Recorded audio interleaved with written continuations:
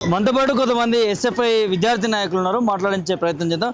ఏంటి మీరు విద్యార్థి నాయకులు అంతా కూడా ఫీజు రియంబర్స్మెంట్ కోసం పోరాటం చేస్తూ ఉన్నారు, పాట రూపంలో కూడా పాడి ప్రభుత్వానికి నిరసన తెలియజేస్తూ ఉన్నారు, ఏం చెప్తారు?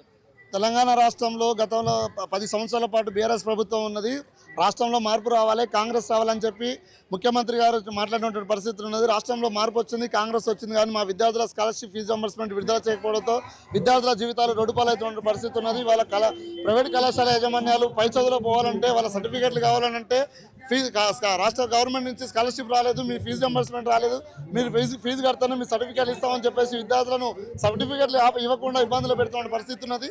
దానికి మనస్తాపం చెంది విద్యార్థులు ఆత్మహత్యలు చేసుకుంటుంటే ఈ రాష్ట్ర ప్రభుత్వం విద్యార్థుల పునాదుల మీద ఒక్కొక్క మెట్టు కట్టుకుంటూ గతంలో కేసీఆర్, ఇప్పుడు రేవంత్ రెడ్డి గారు వాళ్ళ కోటలో నిర్మించుకుంటారు తప్ప విద్యార్థులు స్కాలర్షిప్లు ఇవ్వడానికి రాష్ట్ర ప్రభుత్వానికి చేతులు రావట్లేమని చెప్పేసి ఈ యొక్క మహాధరణ ఉద్దేశం.